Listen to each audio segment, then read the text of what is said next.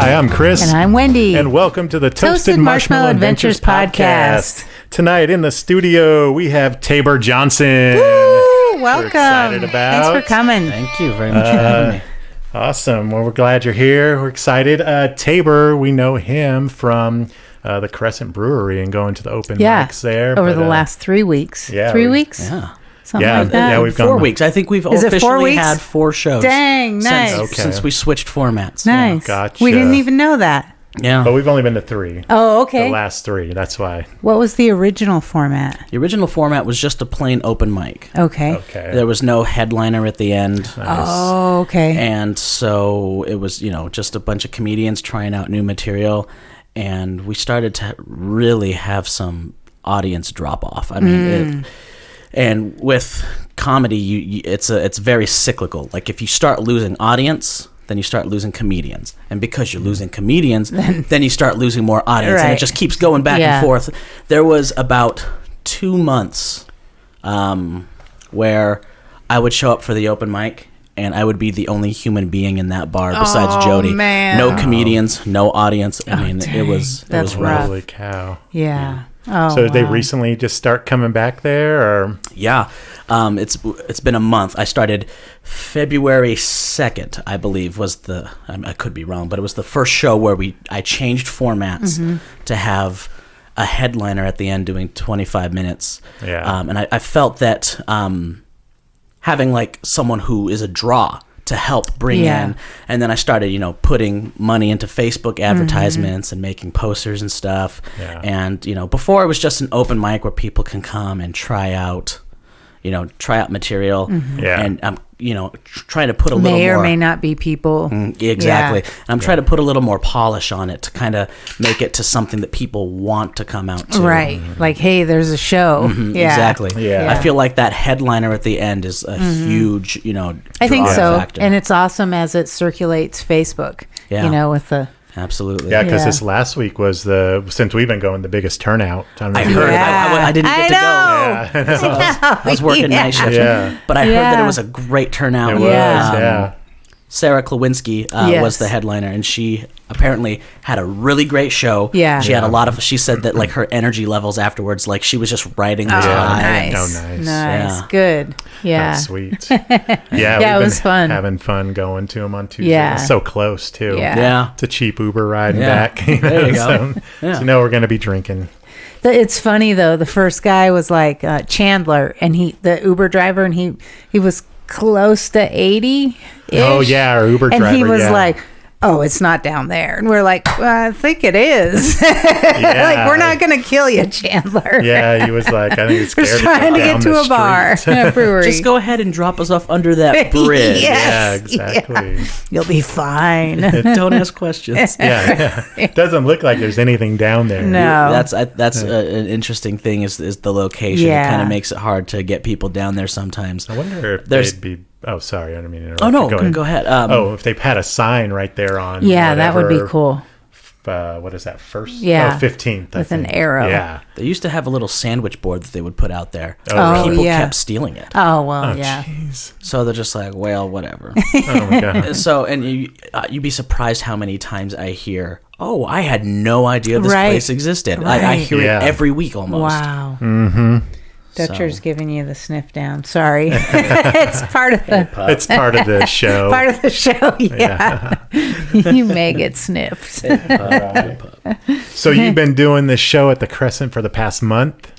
Yes. Now, did I hear it changes hosts every month, or you're the guy running it now? So far, I've been pretty much the exclusive host. Yeah. Once a week, I'm not able to be there due to my work schedule. I have 2 Tuesdays off a month. One Tuesday where I work day shift, so if I hurry, go home, shower, I can still make it. And then one Tuesday where I'm working night shift, and there's absolutely no Zero way. that I'm Yeah. gonna make it. And so that's what last week was. Is I was working night shift. Okay. So yeah, I've hosted it before, but that was back in its old format where it was just a plain open mic. Yeah. This is the first month of the official change. Okay. I basically ripped a page out of Haley Linhart Weiss's playbook. She runs Mad Swede over in Boise. and that's how she changed it up too, having the headliner at the end. And it's worked for them. And yeah, it has worked really well. So I saw that and I was just like, I'm gonna do it. I'm gonna lift that. Yeah. Right. I'm gonna use that little piece of Yeah. info. Yeah. Nice. Definitely. So Yeah, it's been cool. Nate Ford last week. Well, not this past Tuesday with Sarah, but the one before, he killed it. Yeah. Yeah. Yeah. he did have a was good set. I had a lot of funny. fun watching him. Yeah. And he got a couple people. Oh, that couple in the back, they that were was annoying talking the shit through the out of whole me. thing. Oh They were yeah. talking And he the was whole like, time. he teased him about like being a Tinder date. Yeah. Yeah. He We're like, roasted yeah, him. get him. Yeah, that was awesome when he roasted him. That couple was back there, and the guy like lifted up his glass and like shook it at me for him to get a drink. And I was like, I don't work here. Yeah. Bro. Yeah. Oh, jeez. I'm just the guy trying to get you to shut up. Yeah, right. Yeah, he just kept, and he wasn't even that bad. You could kind of tell that he was trying to keep it down. It was his partner that night that was a little. Anytime the comedian would talk louder to cover them up, she would talk louder dang. over them so that she could be heard. So it was just this battle of who was going to win. And my bad as the host. I should have said something. What do you say though? Because you want them there. As the host, there's a couple things. As the host, you can't tell them to shut the fuck up because you're the nice guy. You have to be the one that everyone loves. In case there's a comedian that they don't like, it's okay. Yeah, the here I likable am. guy's Yeah. still up here. He's Yeah. going to win you back and then bring on the next comic. Yeah. So if the host just comes out and just lays into somebody, Bad. yeah, it's going to affect the if one comic does it.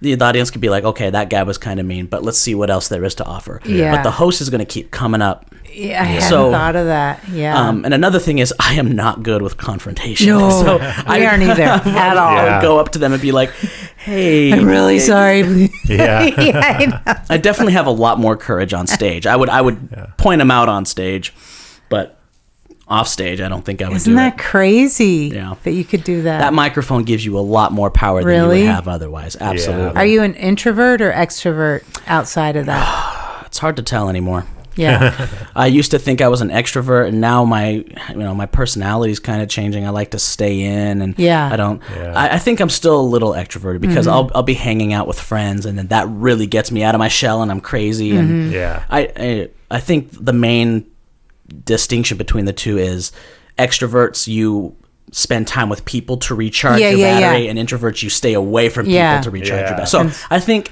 Do you recharge with people? Oh, I definitely really? think so. Because we're like, we're out. We Yeah. gotta go. Yeah. Yeah. We got 2 or 3 good hours with people. Yeah, and then, and then we gotta go. Then we don't answer the Time- doorbell. Yeah, no. Call it a night. Yeah. Yeah. Yeah, that's crazy. So I kept whispering to Jody. I was just like, "Hey, you got to tell them to."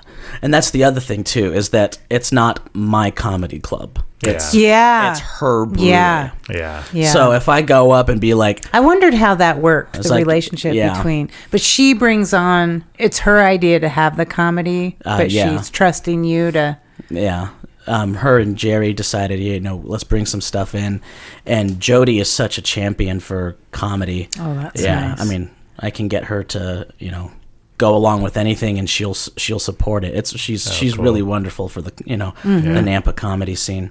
But I'll whisper to her, be like, hey, you need to let them know, hey, Yeah. time to tone it down. Shut it. Yeah. But yeah, there How wasn't did your anyone. concessions go?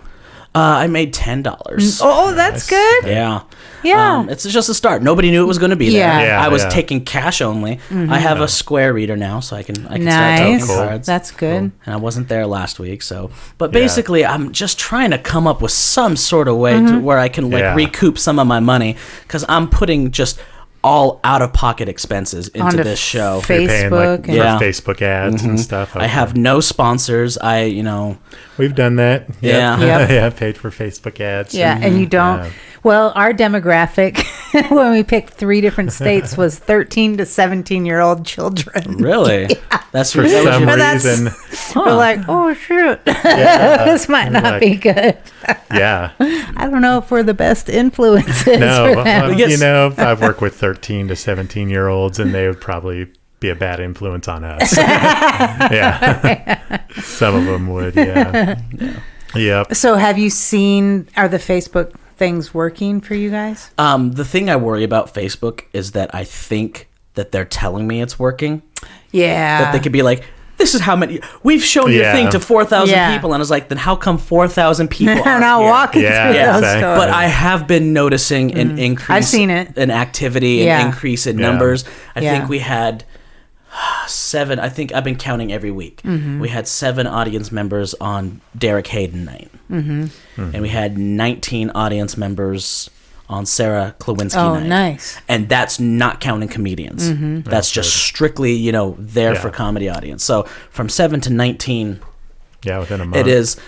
Going from a month ago, 0. I mean, back in January, literally, I went there every Tuesday in January, 0 people. Oh my gosh. Wow.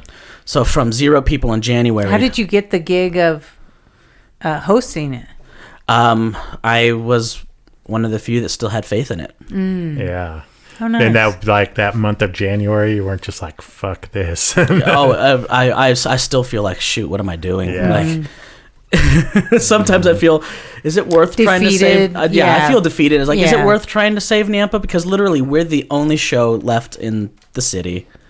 In Nampa. Everything Wow. else is in Boise. Yeah. There's already 2 other mics in Boise. Yeah. And it's when it comes to comedians, it's convenience and audience. Yeah. Those are the 2 things. So if there's 2 people at Crescent Brewery and then there's 2 people at the other mic, But are you going to get up at every mic? Do they go through every person?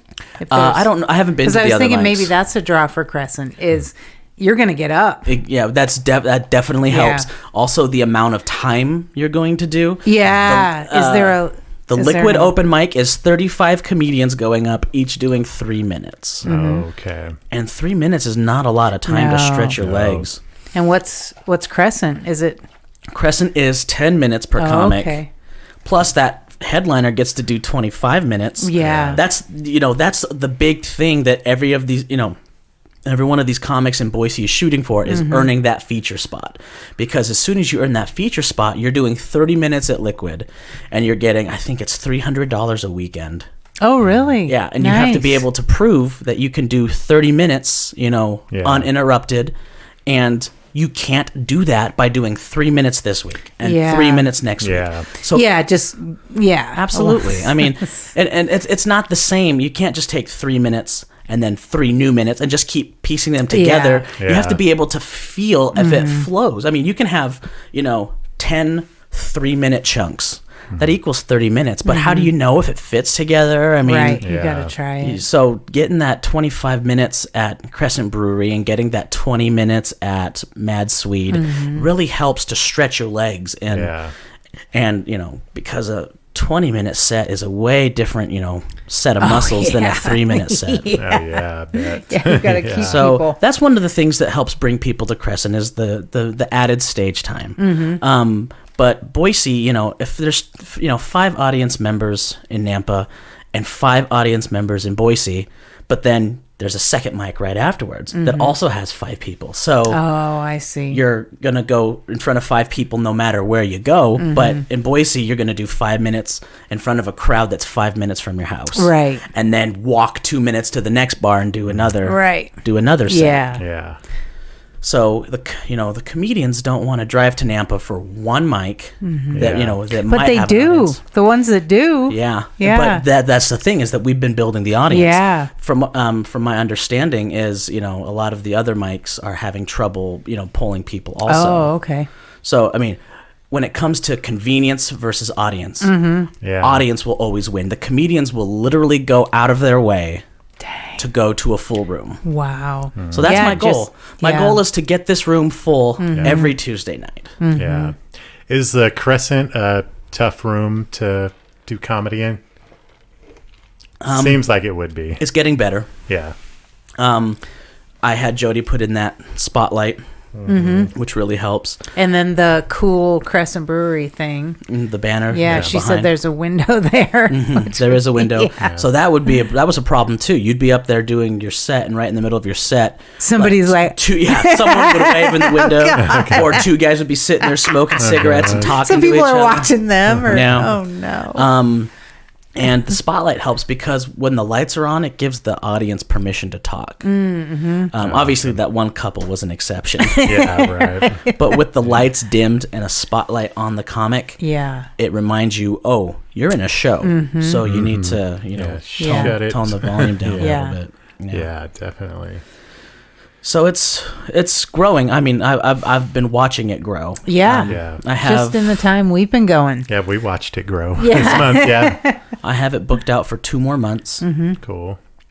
And then after that, we'll see if I'm going to keep doing it or if it's going to pass hands to somebody else. It seems like Canyon County would have enough people to pull from to fill up the Crescent. There's a ton of people in Nampa. Even though it is on a Tuesday. You know? Yeah. So, what else are you doing? Yeah. I mean, really, what are you doing? I've been putting ads out in Nampa, Caldwell, Middleton.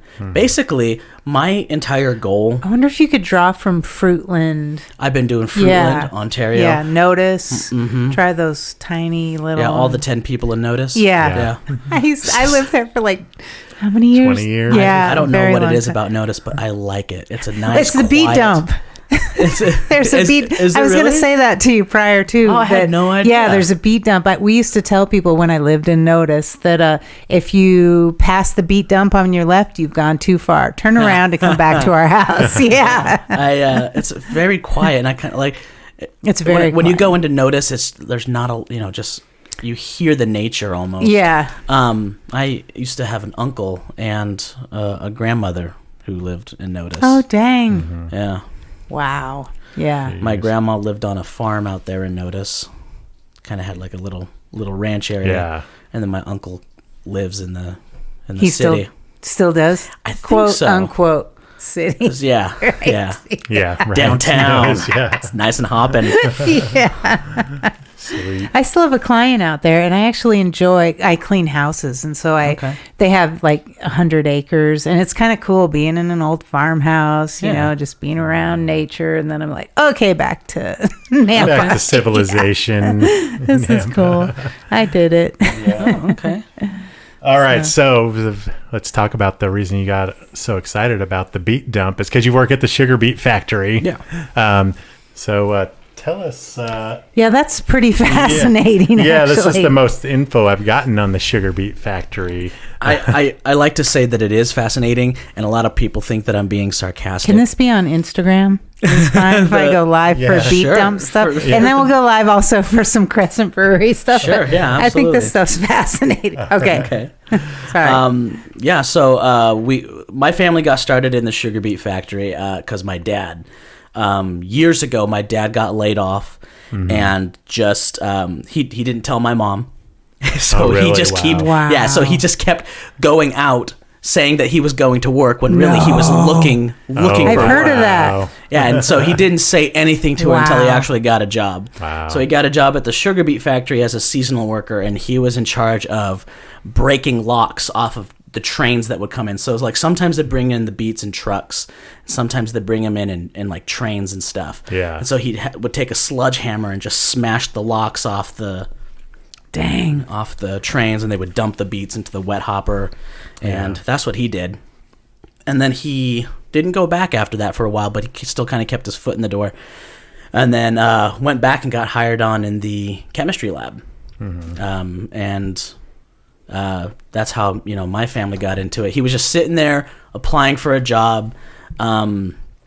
He was working for Walgreens, and then he left there, got hired on here, just sitting in the lobby waiting for an interview, and the chief chemist walked by and said, "Hey, do you want a job? I'm looking for somebody." Like, he just came down. Dang. He just came down to announce to HR that they had an open position. Whoa. And he came walking by, and it's just like, yeah, He's why like, don't you come on yep. up? So now I work in the lab. Yeah. And 4 out of the 5 Johson siblings work there. Oh, really? So me, my brother Briar, my brother Nicholas, and my brother Alec. Oh, whoa. So we all work in the chemistry lab. Wow. All together? No, they had to break us up. Oh, okay. Yeah, can't have a Johnson monopoly. It's Yeah, right. But yeah, so we're all on different shifts. I'm on C shift. Nicholas Nicholas got laid off. Dad is on D shift, and Alec is on A shift. So we're just kind of everywhere. But yeah, the Sugar Beet stuff is really fascinating, especially the stuff that I've been a part of in the chemistry department. I mean, literally, basically what we are in the lab is a little version of the factory. So we grab the beets. And we move those headphones. Oh, sorry. Am I clicking? Actually, if you just throw them on the floor and sure. That'd be fine. Yeah. I was fiddling with those. I am sorry. Oh, it's all right. So we're basically just a little version of the factory. We go and grab a handful of beets. We chop them up very micro style, and we run them through the same process that the factory is running them through at the same time we are. Okay. So what's going to happen is after we're done running all of our tests, we have a number and says, this is the sugar content of this particular batch, and it has to match what they're getting out there on their numbers. Okay. And so that's basically what it looks like. And then we run sewer samples to make sure that we're not dumping too much sugar. One, for the the health of the Nampa sewer system, but also because we don't want to lose that money. Yeah. The factory, I can't remember the exact number, but it's 99 point something. We literally use 99 point whatever of everything that comes in. Dang. Everything goes to use. There is literally hardly any byproduct that does not get a use. When we grind up the beets and squeeze all the juice, all that pulp, we turn it into pellets, and we give it to farmers to feed cattle and stuff like that. The betaine is a natural steroid. It gets you beefy. The sugar is, obviously the strongest legal drug known to man. Yeah. I love sugar. Yeah, I know, right? Can't quit I'm it. addicted to sugar. It is a legal cocaine factory. Yeah. I mean, you go into the lab and you just see all these bricks of just white powder, and you're just like, man, there really isn't a difference. Yeah, right. It's really addicting stuff. Yeah, it is. Yeah, I can't stop eating it. In fact, I just bought crumble cookies today. Oh, no. Yeah. I was gonna go buy some on the way home, but did you? we stopped and got Girl Scout cookies. Dang. They beat us to it. Those Samoas or Thin Mints or both? Thin Mints are my jam. Mints. Frozen? Yeah. I love frozen Thin Mints. I have had them frozen before. I just got too wrapped up and just ate. ate them how they were. But I do it. Yeah, I do enjoy them frozen quite a bit. Yeah, and then I was at Crumble today. Well, I was delivering for DoorDash today, and I had a order for crumble cookies, and I said, well, while I'm here, I might as well get some. Okay. Yeah, so I got us 4 cookies. They're delicious. Yes, it's me doing filters to Peyton, and your daughter wants crumble cookies. Oh, I don't know if there'll be any left on Sunday. We still have to buy you some more M&Ms. Sorry about that. Oh, yeah. Kelly, the ones we bought her, we ate those too. Yeah, we already ate them. Okay. We ate her M&Ms, bought new M&Ms for her, but then we ate those too. Oh, I do that all the time. Yeah. I do that all the time. So, we'll get you new M&Ms, Peyton. When did you start doing comedy, and what made you start? I started in April 13th, 2013. No, April 12th, 2013. April 12th, 2013. And so what possessed you to do it? I have been told, a lot of my life that I was really funny, that I should be a comedian. And I just always kind of brushed it off. I was like, yeah, sure, whatever. When someone tells you that you should be a comedian, I mean, you don't even know how to even do that. Yeah. Like, you just say you're a comedian, and that's it. I mean, you don't know how to get in. There's no job applications. So I literally had no idea how to do it. And it wasn't even something that I was really interested in at the time. Mm-hmm. I was more into acting and theater and stuff like that. Yeah. And that was kind of my thing. I had a buddy growing up when I was younger who I got into acting. And then he tried to get me into stand-up, and I was just like, I'm going to pass on that, buddy. Yeah. And so he started doing stand-up, and he kept with it for quite a few years. And I started like a decade later. Oh, really? Yeah. He was a teenager when he started. I wish I would have listened to him. I wish I would have started at that age. I mean, I'd be super good. Yeah. Right. Is he still doing comedy? I don't know. I haven't heard from him in a while. Yeah. Oh, okay. I definitely don't see him around here. So maybe he blew up. Yeah. So you started. So people were telling you were funny, and did you just go to an open mic? Like what ended up happening is I moved to Texas to avoid a messy divorce. Okay. And when I was there, I worked at a hotel, and the kitchen manager who worked at the hotel, he came in and he was handing out flyers, and he's just like, "Hey, I'm doing a comedy show. You guys should come check it out." And I was just like, "Whoa, you do comedy? That's like super cool." I was like totally impressed with this. I was like, "That's super cool." And he goes, "Well, it's not really my show. It's just an open mic. So I'm only doing 5 minutes. But if you wanted to come and support me, that'd be really cool." And I was just like, "Oh, so open mic, that means I can do that, right?" And he's just like, "Yeah, absolutely." Yeah. So I wrote 5 minutes of absolutely terrible material. And I went on stage and I, quote unquote, killed. And I've been doing it ever since. Wow. You always feel like you killed on your first time. Is that right? Yeah, because Really? You are an idiot. Yeah. And the audience is super forgiving for first timers. Yeah. They will literally Yeah. laugh at anything. Yeah. Just like, "Oh my gosh, look at this little guy try." Yeah. Oh, and they'll give you so many laughs. It was the second time that I went up. It was brutal. Yeah. Like that second time, I'm surprised I didn't quit, because the second time I went up was one of the most painful experiences. Up until last year, was probably one of the most painful comedy experiences I've ever had in my life. No. Yeah. What happened your second time? I went up and I went up with new material, because that's what I thought you were supposed to do. I thought you weren't supposed to every time. Yeah, Okay. yeah. I thought I did. It's like, you don't repeat stuff. You just write new stuff every time. Dang. damn. That's rough. Yeah. So I went up with new stuff, and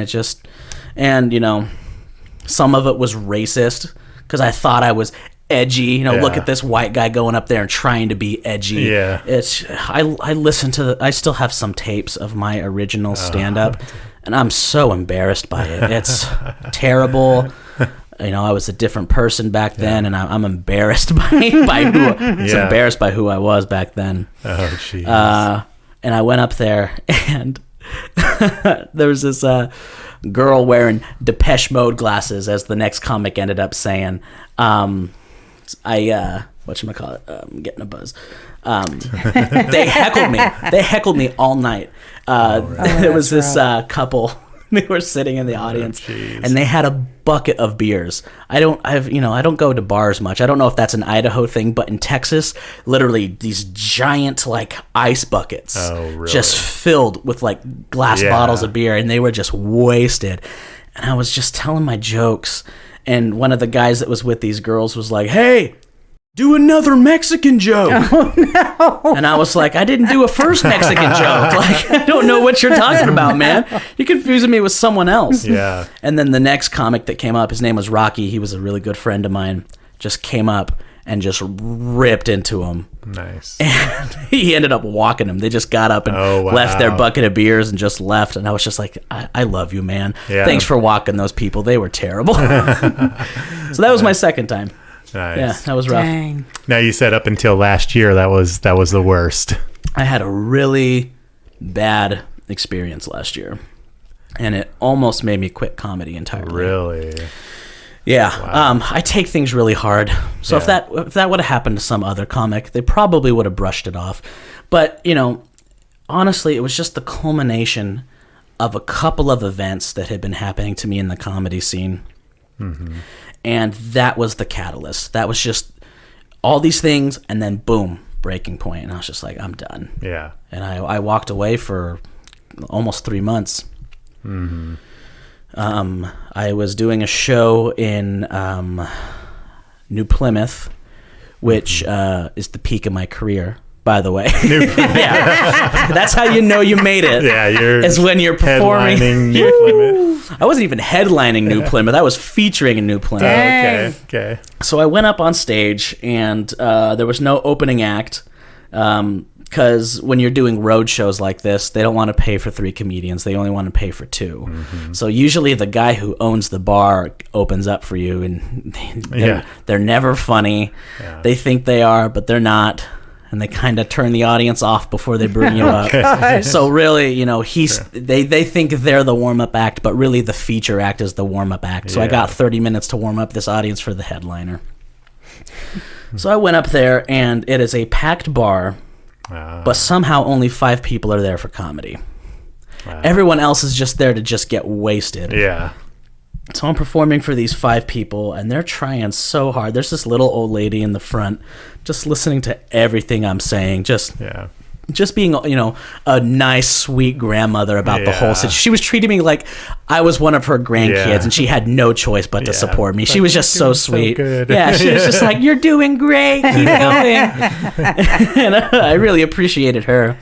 But there was this table of like 20-somethings, and they were just sitting down and just drinking and drinking and drinking and just talking so loud. And they finally, I was just like, "Hey, do you get, we're trying to do a comedy show. Do you mind keeping it down?" And they're just like, "Oh, I'm sorry." And then started talking louder. So I kept doing my material. I was like, "All right, I already told them, maybe, they'll quiet down." And they just kept getting louder. Like I said, they can't hear their friends over the noise that's going on in the show. So they try to talk louder than the mic, which forces me to talk louder than them. Finally, I lashed out at them, and I was just like, "You guys really need to shut the fuck up." And they're just like, "Whatever," and they got up and left. So I finished my set. I had like 5 minutes left. Finished my set, and it was not good. And I walked out on stage. I left the stage and went outside and sat on the bench that was out there, which is the only place in New Plymouth that gets cell service. So I was sitting on that bench. Hashtag New Plymouth. What? Yeah, they're going to love this. Yeah, right. Give them 20 years and they'll find that hashtag once they get internet. Yeah, right. Oh, God. So I sat on the bench and I was texting my girlfriend, and I was just like, I had a really bad show, and she was comforting me. And as I'm sitting there, that group of people come walking out of the bar, and I hear one of the girls that's with them going, "Man, that was the worst fucking comedian I've ever seen." And the guy that was like, "Yeah, he was so terrible. Gosh." He's like, "Where do they even find him?" Or some stupid thing like that. And they did not realize that they were talking about me as, they were walking out of this bar. And so they didn't see me there. And so I said, "Hey, have a good night," trying to let them know, hey, I'm like literally sitting right here. In person, guys. And then the woman turned around and she goes, "Oh, yeah, that was a great show, by the way. Really funny. That whole fuck you stuff, that was hilarious." Oh, my God. And I was just like, yeah, glad you enjoyed it. Jeez. So after that, it broke me. I stopped writing, stopped going up. Jeez. Yeah, and the only thing that brought me back was Casey Rocket. Oh, really? Yeah, he sent me, not the only thing, but he was definitely a big part of it. Yeah. He sent me a text message, and he's just like, "Hey, I haven't seen you in like 3 months. Are you all right?" And I was like, "Yeah." And I was like, "I don't know if I'm going to do this anymore." And he's just like, "No, trust me, man, you're funny, Yeah. I don't know if he really thinks I'm funny, but, he was saying the right words to help get me back, get me back on the saddle. Yeah. And it worked. Slowly, I would come back and do that. Still really haven't set foot in Boise much. Boise's very intimidating for me. Is it really?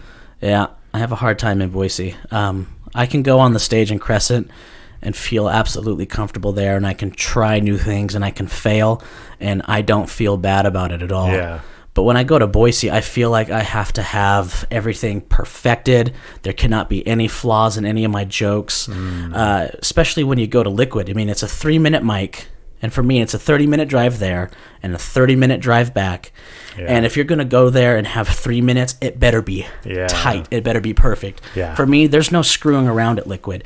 A lot of these Boise comics, they live 5 minutes away from Liquid, so they can go and they can, try new things.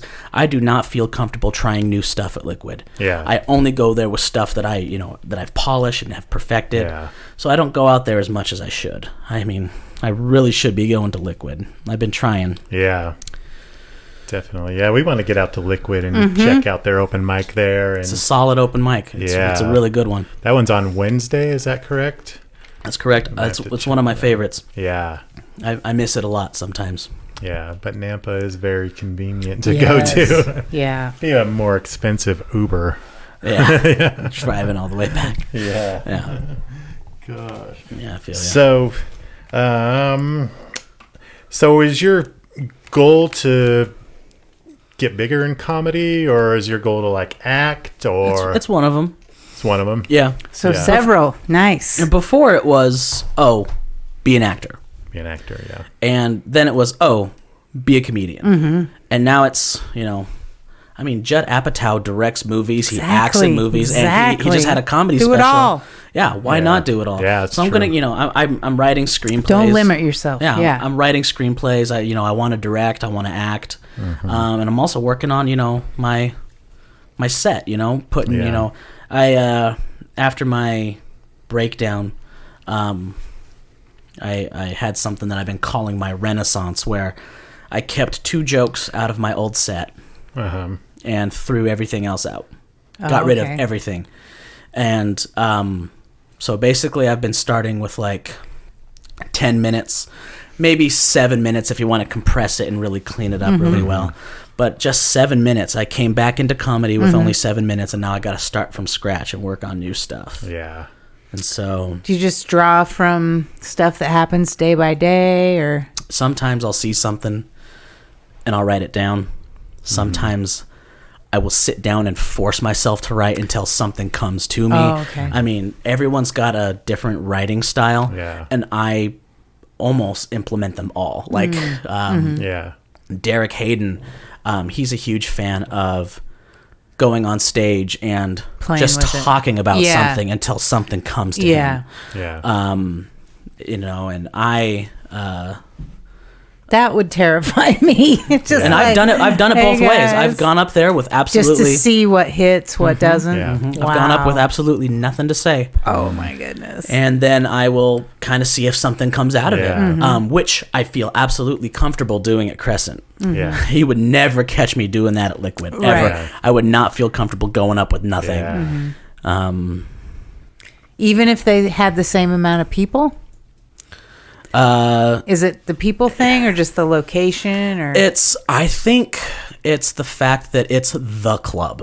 oh yeah, There's a lot the more place. pressure to because if you walk off that stage and have a good set, the manager could be right right there going, hey, it's like that was Mitzi good. Shore going your past Is at the it- Comedy Store. Is Oleg the manager there?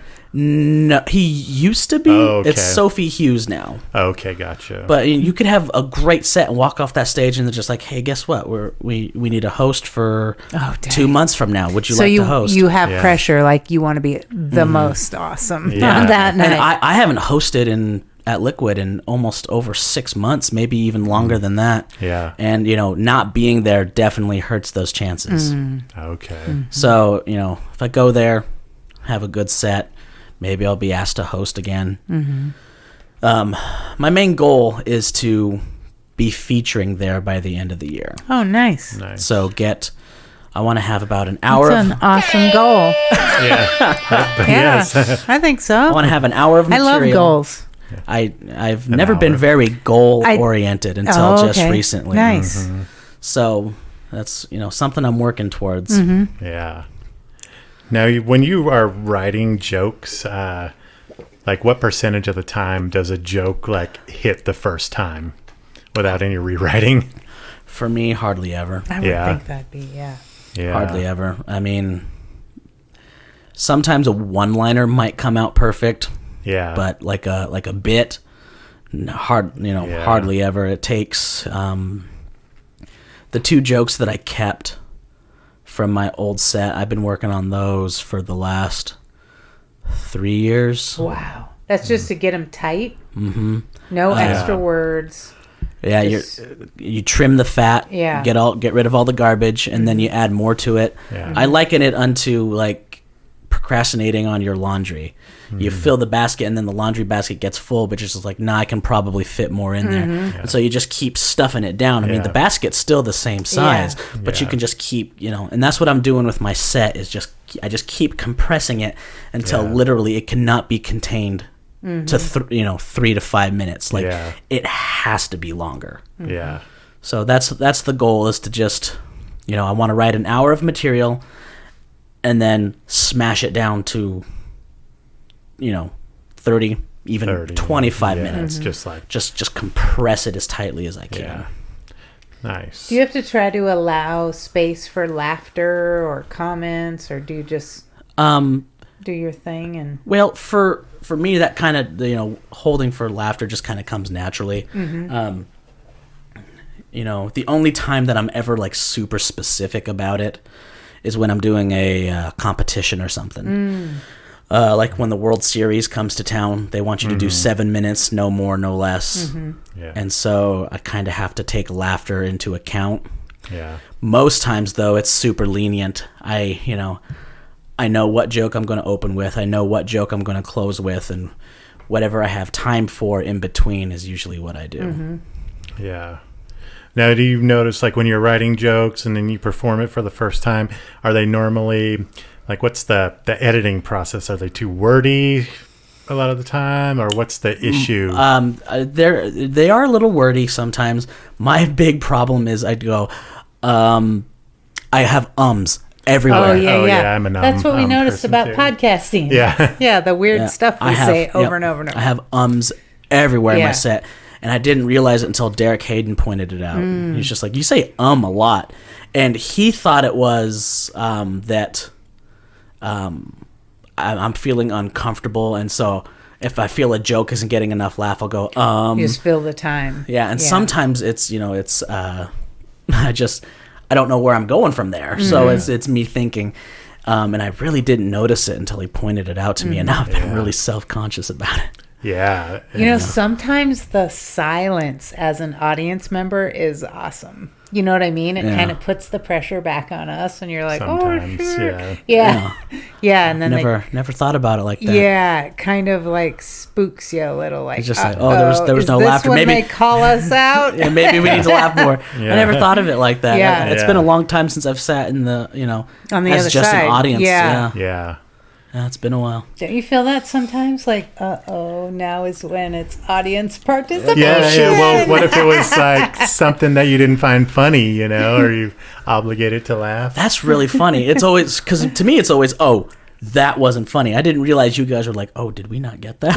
Right, Maybe, that does happen. That's something that I need to work on, too, is up? when I'm on stage and I say something and it doesn't get a laugh, playing it off as, that wasn't a funny part. So like really good comedians are just like, if it didn't get a laugh, it wasn't a joke. They were just talking. Right. And I always play it off as, shoot, that was a joke that didn't work. We went to Joe Rogan, and during that show, he was like, that didn't work. That's what he said during our show. That didn't work. And I guess we're like, I guess not. Yeah. So a big guy like that. One of my favorites that does something like that is Eddie Izzard. He'll be like, he'll say something and then no laughs, and then he'll do this thing where he like pretends like he's writing notes on stage, and he's just like, all right, never link those two together again. Yes. That's really fun. Nice. So real quick, let's just clear some air. Let's talk about Derek Hayden. Yeah, you know what I'm about to talk about. Yeah, I do. Okay, so the first night we went to, and I'm fine if Derek hears this. The first night we went to Crescent. That was a night he was headlining. That was, and it almost felt like he got upset with us because we weren't laughing at his stuff. We felt terrible. Yeah, he's FYI. like, because he was like, "Do you guys know what was happening here tonight?" And and we've seen him since then with a lot better material than he went with that night. Well, and then you just explained that he plays around with stuff.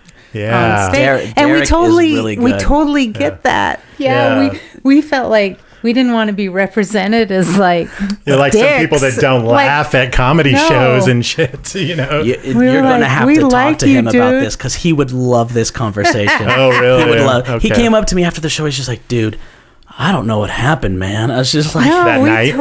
He was just like, I tried the material and it didn't work, so I just tried riffing and it didn't work. Yeah. And he said towards the end he kind of got more comfortable with the riffing, and the riffing he's a great riffer. He's really good at playing with the audience. And that's something that there's two things about Derek that I absolutely envy is his ability to riff with the audience and the way that he plays with silence. Yeah. I am uncomfortable if there's silence. Is hard. Yeah. And he revels in the silence. He loves using that to his advantage. And I've told him that several times. It's like, you use the silence in such a wonderful way. I mean, So it's clear the air. I mean, it felt like he got upset with us because we weren't laughing at the material. We were trying to be jerks. We totally love all you guys. Yeah. We would never do it. We couldn't. You just go talk to him. He'll love you guys. Okay. He'd be like, no, it's all cool, guys. Like, I totally understand. Yeah. I think it felt like we got off on the wrong foot. Like, we're not dicks. Are you? And I don't want to be. Yeah. Is that where you were coming from? Yeah. We're not dicks. We know what comedy is. We know what open mics are. With like people try and stuff. Yeah. Like, we're not experts at all. We don't do it. No, we're just fans of comedy. Yeah, huge fans. And I told Derek, I said, listen, man, there's a reason I put you on first. He was the very first show, and I said, because I knew that you would be okay with going on. I was like, I could not promise an audience this early in the game. Was that the night when it was just us for like 20 minutes and then Well, you said there were more people there? There was about 4 other people that weren't comedians. They came after. Gotcha. Yeah. And I think they were sitting at that other table. Yeah. And I knew that Derek would be okay being put on. With that being rough. With that many people. And I said... I trust you. This is going to be a rough show for starting out. There's a ton of comedians that I wouldn't put on that show because I don't want to scare them off. Don't know who's going to be in the audience. Yeah, I don't want to scare them off and be like, oh man, that was a rough show. I don't know if I'll ever do that again. But I knew that Derek would always keep coming back, and I could trust him. And he has. Yeah. And so, I got him. Let me tell you, from the audience side, we were like, oh no, are we the ones responsible for laughing at everything? We're responsible for your material. And we're introverts. Think of it now. We have been 4 weeks. 4 weeks. 3. Yes. Yeah. Okay, all right. Let's go on. Derek Hayden. Yes. LJ Sullivan. Yes. Nate Ford. And then Sarah. Yeah. Okay. Awesome. Yes, we have been all. Yeah. So since you started doing it. Yep. Yeah. And we had no idea. Yeah. It's cool crazy. Timing. Yeah. So. Speaking of that, LJ Sullivan was hilarious too. Yeah, I liked his set. I do like LJ. Yeah. I don't know him too well. Really? He started coming around when I went on my slump. Okay. And so he was funny because you recapped Casey's. A little bit of the end of Casey's. When those guys play off each other, it was so funny. I have a hard time playing off other comics.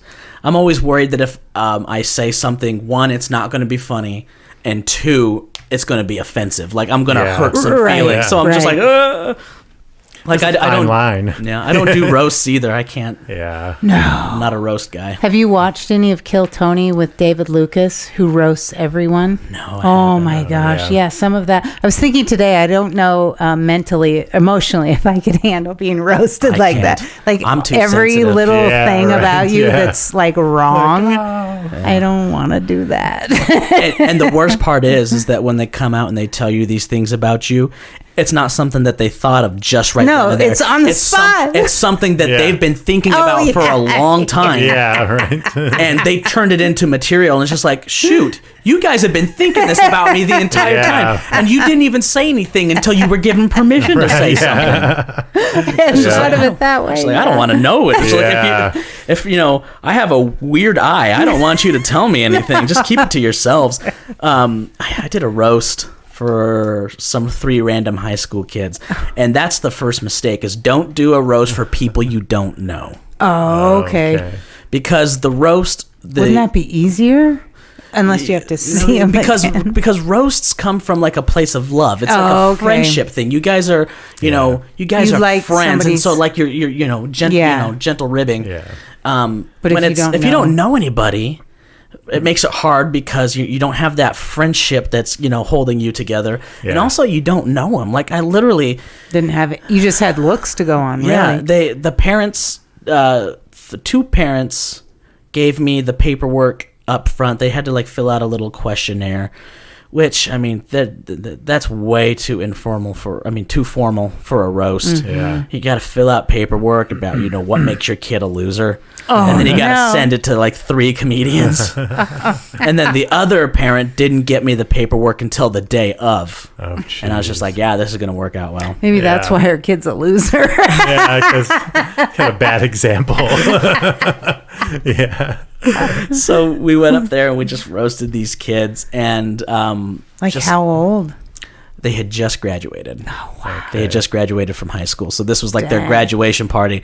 And I was just like, afterwards, I was just like, I'm sorry that this is going to be the worst part of you graduating. Like your graduation party. You felt bad? Yeah, it's like your graduation party was supposed to be cool. You're supposed to be hanging out with all these people that you might never see again, and you topped it off with a comedian who half said things that were just hurtful and not funny, and the other half of stuff that like nobody understood. It just wasn't. It was bad. Yeah. And Jody's just like, oh, you were great. And like Jody will never tell me I'm terrible. So was this at the Crescent? Mm-hmm. Oh, okay. Oh, wow. Yeah. It was one of the biggest turnouts I had for a while. Nice. Yeah. Jeez. So. Real quick, everyone go to the Crescent Brewery on Tuesday nights for the... Let's wait. Let's get on Instagram and do this. Okay, we're going to go live? Yes, let's do it. Let's do it. Big screen. While Wendy's doing this, go subscribe to us on SoundCloud, CastBox. Don't be afraid, people. And YouTube. Follow us on Instagram. We are at Toasted Marshmallow Adventures 1. Yeah. Don't forget the 1. I don't know why we have a 1. Oh, because the other one was taken. Oh, that's weird. You know what the worst part about it is? It's going to be taken by some guy who started a podcast, did 2 episodes, and then just never did it again. Yeah, so now that probably, name is taken up forever, and you will never be able to. We will never get it. Either that, or I remember something about a mistake I made, and I tried to do one just as Toasted Marshmallow Adventures, and it took that name, and then I had to add the 1. I think it was me actually that did it. Yeah. So the podcast never even got off the ground. Yeah. So you have to be. Yeah, I think I ruined Toasted Marshmallow Adventures without the 1. You heard it here, folks. Yeah, you heard it here first. Oh, that's awesome. Okay, what were we going to talk about here? We were talking about the Crescent. Let's promote it. Oh, yes. Go to the Crescent Brewery. Crescent Brewery. Yeah, go for it, Tabor. So Crescent Brewery, we have the open mic night. It's awesome. Very fun. With our new format with our headliners every Tuesday night. I might not always be there, but there will always be someone there, so there's always going to be a fun show to watch. Free popcorn. Awesome beer. Great beer. Yeah. If I have my snack shack, I'm selling concessions to try to make some money for advertisement. And we also have Fourth Friday comedy. Every last Friday. Well, I guess it's not last Friday. It's just Fourth Friday. Oh, okay. Is there ever a fifth Friday? I don't think there is. I don't know how calendars work. I guess. I'd have to look at a calendar. But every Fourth Friday we have the pro show where we bring out an out of town comedian to headline, and that's a traditional format show: host, feature, headliner. And those usually sell out. Those never have a problem filling up. It's just always been Tuesday nights. But now we got audience coming, so it's really great. Woo-hoo. Yeah, we've been watching it grow. It's been awesome to have other people there. Yeah, just over a month. Yeah, so that is pretty cool. So go to the Crescent Brewery on Tuesday nights, people. Yeah. It's a great time. There's great comedians there. And we got Uber drivers. The March 31st show, which should be... Casey Rocket. Yeah, Yeah, we'll be there definitely. Yeah. That's going to be a fun show. Rocket is hilarious. Yeah, we'll be out there for that one. Where are we going this Tuesday? Are we going to the Crescent? I'm not sure yet. we thought about going to Boise and checking out one of those, but Uber ride is more. it is more expensive. So You won't get we'll Chandler. see. Oh, you might. We could get Chandler. We You talked never about know. Chandler on a ramblings. Yeah. the Trump listener. Yeah, he Uber had driver. the Trump State of the Union. yeah, That was that Larry. night. Yeah. And we're like, who does that in an Uber? I'm like, whether you feel one way or the other. Yeah. I know you guys are going to a bar, but you're going Right. to listen to this. Yeah, you guys- You're gonna you get. guys I'm going to need make you listen to this. Trump in your lives before Yeah. the bar. Get you in party mode. Oh, yeah, that gets you pumped. Yeah. And was it the same night or was it the next week? We had the guy who said he never turns down a was the ride next week. on Uber because when he started driving for Uber, he made a promise to his heavenly Father that he would never reject a ride. Even if it means going home. Yeah, because he did not want to ever miss out on a chance to either spread God's word or to receive it. And he told us this on the Uber ride. And now I drive for Uber and Lyft. You don't do politics. You don't do religion. It's like a And party. we were just coming home from Yeah. the Crescent. Yeah. Like, we don't have anything to spread. For Yeah. you. We just, This feels like it should be its own podcast. It's like just Uber podcast. Just Uber, yeah. Just our rides back and forth to the Crescent. Hi, my name's Chandler. You're listening to the Uber podcast. Yeah. With me is my guest, who I think I'm taking to a hotel room. What's your... Yeah, right. Well, and then that one guy was like, "This is weird. It doesn't tell you. It tells you how to pick them up, but not how to." Oh, take yeah. them We to got a their guy house." that it was only his second Uber ride that he was doing, the driver, and didn't know how to use the app.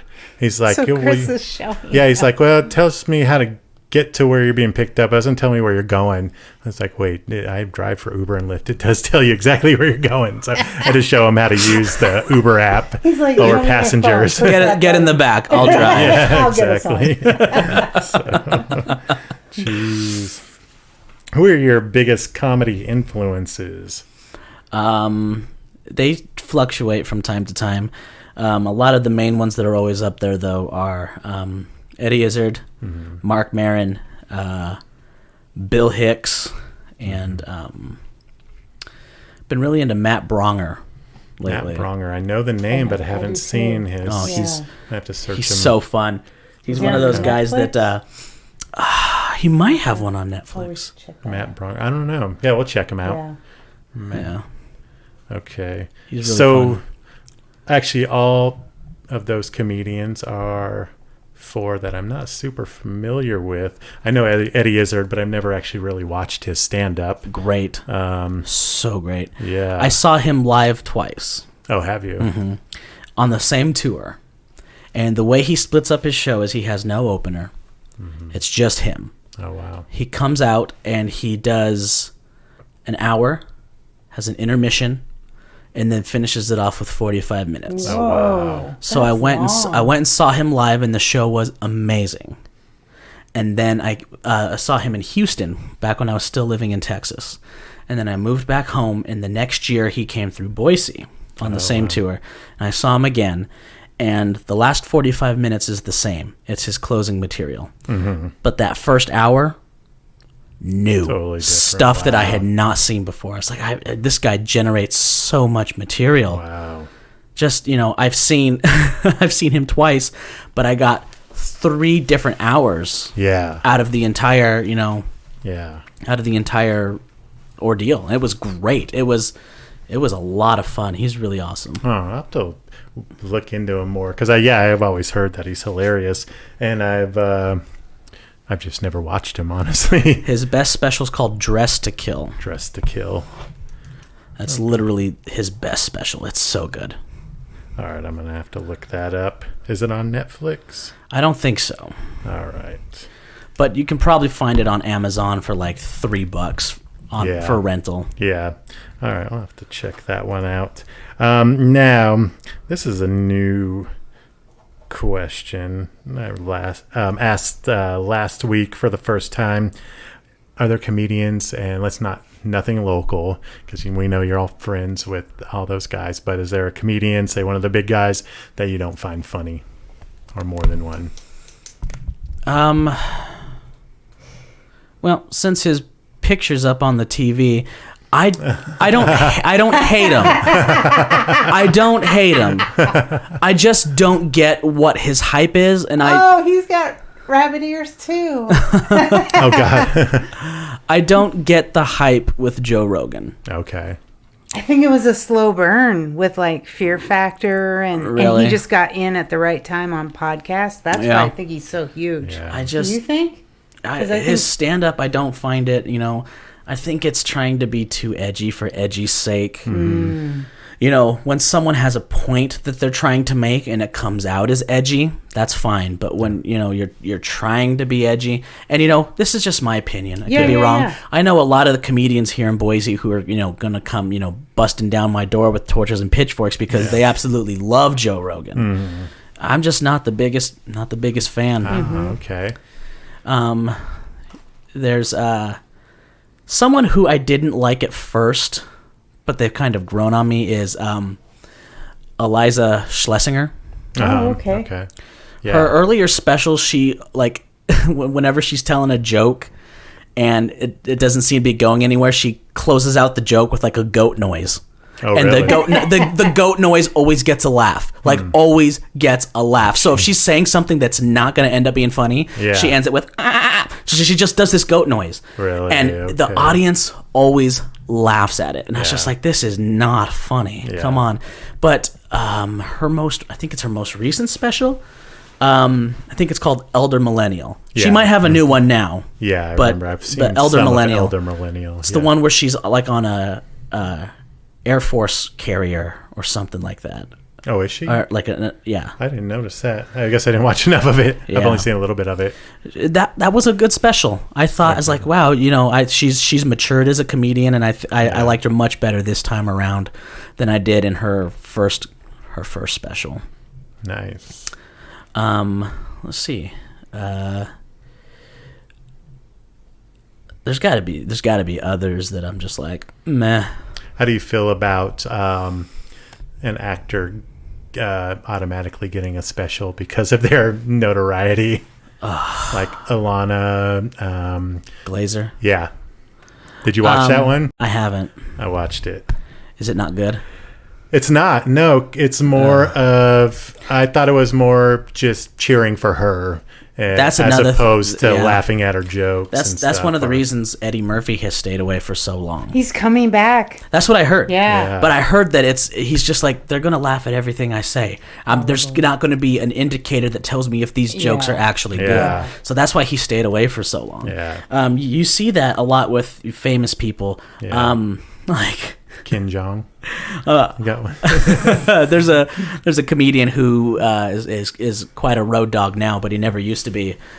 Screech from Saved by the Bell. That's all he does is stand up now because he doesn't do anything else. Yeah. And literally comedy clubs book him because they, comedy clubs aren't always looking for who's the funniest person. They're looking for who's the best draw, who can put butts in the seats. And if some guy who's been on Saved by the Bell can put butts in seats, they're going to book him, whether he's funny or not. And just anyone who's ever seen him afterwards, any of my comedian friends, they're always just like, oh, man, that was rough. Really? It was really rough. Yeah. And he ended up going to jail for stabbing somebody. Yeah, I remember that story. Yeah. Yeah, at some club or something. Yeah, I remember that. I think he's out now. Yeah, he might be. Yeah, just stab a couple people, then go tell some more jokes. That's a good punchline there. Yeah.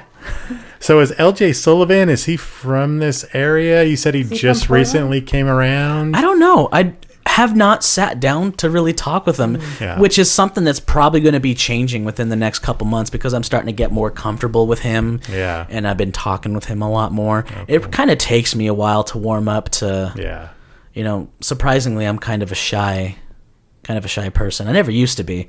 Yeah. It's just as I get older, I'm kind of becoming more shy. And I'm feeling more comfortable with, hanging out with LJ, and we talk a bit. Yeah. So, he's cool. Yeah, he's a cool guy from our interactions that we've had so far. There's a ton of new people. I was at Mad Swede on Monday, and half of the people that went up are people that I've never even seen before. Wow. Yeah. Jeez. Yeah, we're That's gonna have to make it exciting. out to that one. Yeah, that is because It's a good one. Tomorrow I mean, night it's- is comic of the month. Comic of the comic month. of the month. Yeah. Yeah. Is that at Mad Sweet Brewing? That's a fun one because Yeah. it's a bunch of heavy hitters. It's just boom, boom, boom. I did a Oh, comic. I've been trying to talk Wendy into that one. Go ahead. And James is on now, and I want James to come. So FYI. It's And Tina. that comic of the And month. Pat. Okay. Comic of the month show is so fun to watch.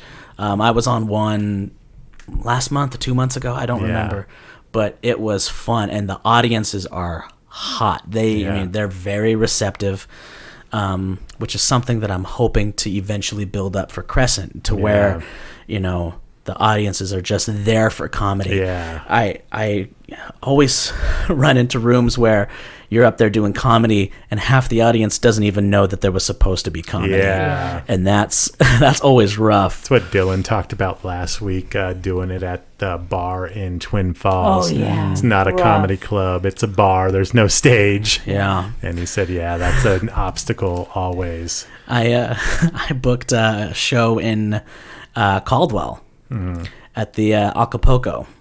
They had a little tiny stage, and they booked us there for an open mic.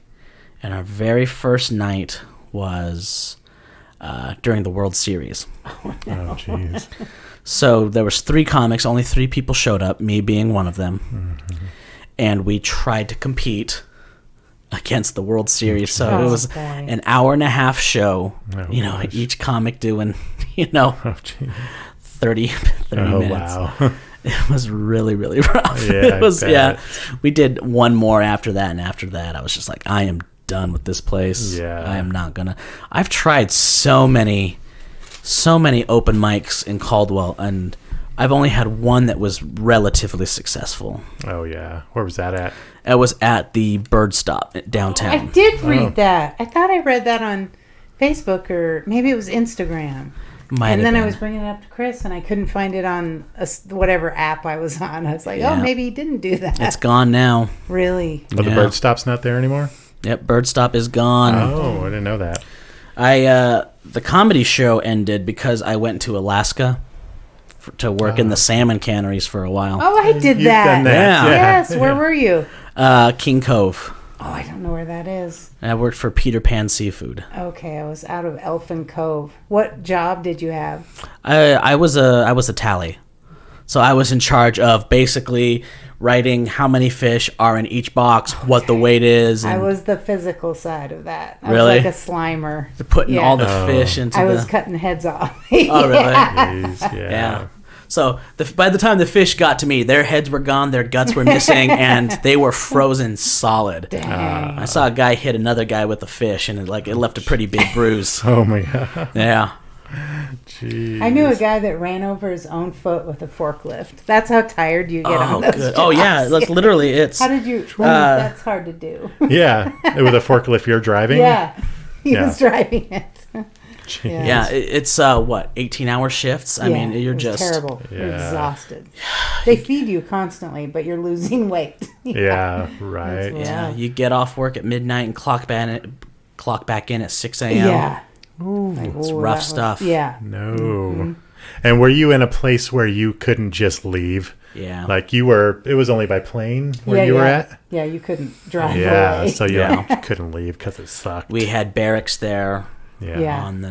Luckily, I got to share a room with my dad and my brother. Oh, Didn't have nice. any other roommates. It was just us Nice. 3. So, didn't have to worry about people getting into our things Yeah.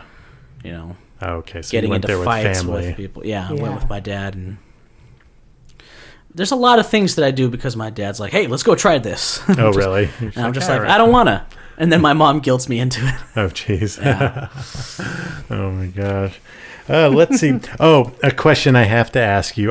Do you know who Laura Johson is? Laura Johson. Yes, I think it's Laura J. Johnson. I don't think so. No, okay. It's last name. As someone who started following us recently, I was like, well, maybe Right after related to we Tabor. got to know same you last on name. Instagram, and Chris Yeah. was like, "Oh, it's probably his wife." And I was Maybe, like, yeah, I don't know. No, that's not my wife. No, okay. My My ex-wife doesn't have the last name anymore, so Okay. she doesn't follow me at all Gotcha. for anything. Trying to keep tabs. She's not a top fan. No, not at all. She broke away from that. Nice. Not As it top should fan. be. Yeah, she got a fresh start, which I'm happy for. Oh, good. Good. Yeah. Jeez. Nice. Well, that is all I have. Do you have, so we got the Crescent Brewery Tuesday nights. Any other dates you want to plug? As of right now, I'm talking with Crystal Moore. I'm booking something that she's got going on. Mm-hmm. I don't think it's 100% booked yet, but as of right now, I don't book out my calendar as far in advance as I used to. A while ago, I was just like, I'm ready to go pro with this. I had an hour of material. I had a car, and I was booking tours for myself and taking guys You just had to pull back? my car broke down. Derek and I went on a gig. We were headed to Colorado, and my car broke down in Utah. Oh, So we were stuck in Utah for the night. My girlfriend purchased us both bus tickets to get us home, and my car stayed in Utah for over a year. Oh, did you have a place to keep it, or just? We just left it in a parking lot. Wow. Did you go back and get it? After a year, It we couldn't went back. possibly have been in the same parking lot. Yeah. No, Wow. We I went thought they back. towed those. Nope. I went back. The car was still there. Wow. You're lucky.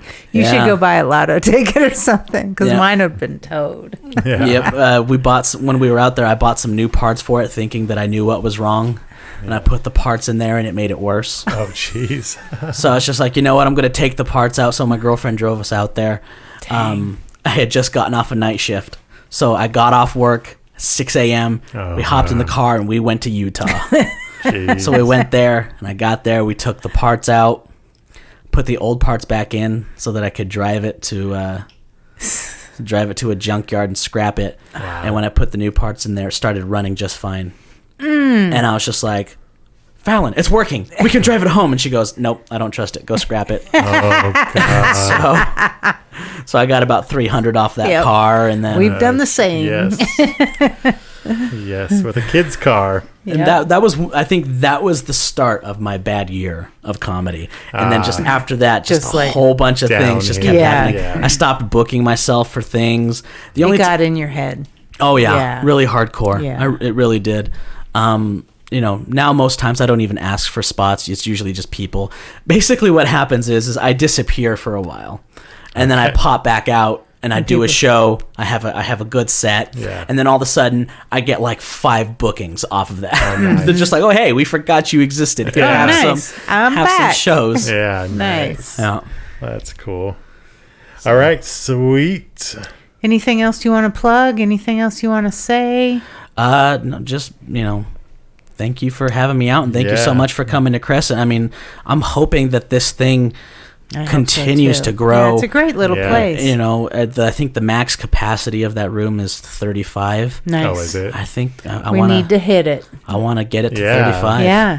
Why So, not? yeah, it wouldn't take a lot to fill the room. No, let's We're do getting, it. that Facebook page that I made is getting likes, and Are they on Instagram? I talked to her about that. we are 'Cause not on I tried to Instagram yet. tag them.